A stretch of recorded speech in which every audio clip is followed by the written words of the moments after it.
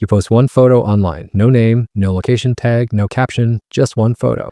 Now, in the next few minutes, I'm going to show you how that single picture can lead a complete stranger to your usernames, your email address, your social media accounts, and even a rough idea of where you live. This isn't hacking. Nobody's cracking passwords and nobody's breaking into accounts. This is OSINT, open source intelligence. Everything I'm about to show you uses public information, and every tool in this video is completely free and completely legal. First, let's zoom out. This is the OSINT Framework. Think of it like the ultimate skill tree for finding information on the internet. Usernames, email addresses, social media, phone numbers, metadata, location data. Every branch leads to real-world tools that security professionals use every day, including me. All right, let's start with a photo. Most people use Google reverse image search. That's the beginner move. I use Yandex. Why? Because Yandex doesn't just look for the exact same picture. It can recognize the same face across different photos, different angles, different lighting, even pictures uploaded by someone else. Google mainly matches the image itself. Yandex focuses more on facial features. And that's the difference between finding one photo and uncovering someone's online photo history.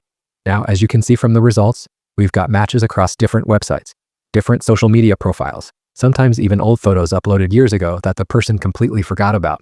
But here's what most people don't know. The photo itself can tell a story. Meet ExifTool. Installing it takes one command. That's it. Now let's point it at a photo. And look what comes back. GPS coordinates, the exact date and time, the phone or camera model, sometimes even the software that edited the image. This information is called metadata. It's quietly embedded into many photos the moment they're taken. So if someone uploads an original image without removing that metadata, they might accidentally reveal exactly where it was taken, when it was taken, and what device captured it. Now let's connect the dots. Imagine that reverse image search gave us one username. That's all we need. Enter Sherlock. Sherlock takes a single username and automatically checks hundreds of websites. Instagram, GitHub, Reddit, X, Pinterest, TikTok, Spotify, and hundreds more. It isn't randomly searching the internet. It knows exactly how each website structures its user profiles and checks whether that username actually exists there. Instead of manually visiting website after website for hours, Sherlock does it in under a minute. And the result? One clean list showing everywhere that username has an account. Pretty powerful. But we're not stopping there. Meet Maigret. It works a lot like Sherlock, but it goes even deeper. Depending on how it's configured, Maigret can check thousands of websites, often finding smaller forums and niche platforms that Sherlock misses. And it doesn't just confirm an account exists. When available, it can also pull public profile details like display names, profile photos, and bios. So instead of just getting links, you get a much clearer picture of someone's online presence. Run Sherlock and Maigret together. Sherlock covers the major platforms fast, while Maigret catches the ones most people miss.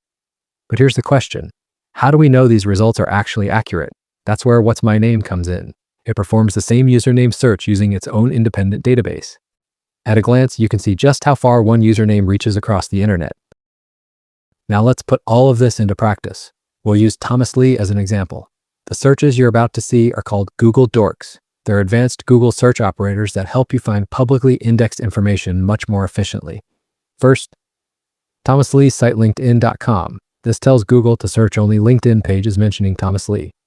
Next, site Facebook.com. Same search, different platform. Now, file type PDF. This finds publicly indexed PDF files mentioning Thomas Lee. Things like resumes, reports, presentations, or other public documents. And here's one most people don't know. Entitled Index of Private. Sometimes websites accidentally expose folders that were never meant to be public. And Google indexes them anyway. If you want to learn Google Dorking in depth, I've got a complete step-by-step tutorial on my channel. Definitely go check it out. Now imagine one of those results exposes an email address, maybe from a GitHub commit, an old forum profile, or a forgotten contact page. That email becomes our next lead. Meet Holehe, give it an email address, and it checks whether that address is registered across dozens of online services. It doesn't search Google. Instead, it uses public account recovery and sign-up responses to see where that email already exists. In seconds, you get a list of platforms linked to that address. One email in, a map of online accounts out. Let's talk about IP addresses. You can run an IP geolocation lookup. It estimates the general area where that IP address is registered. Not the exact house, not the exact street, usually just the city or surrounding region. By itself, that isn't very revealing, but combine it with the reverse image search, the metadata, the usernames, the public profiles, and the email associations, and suddenly you realize just how much information can be uncovered from publicly available data. That's the power of OSINT.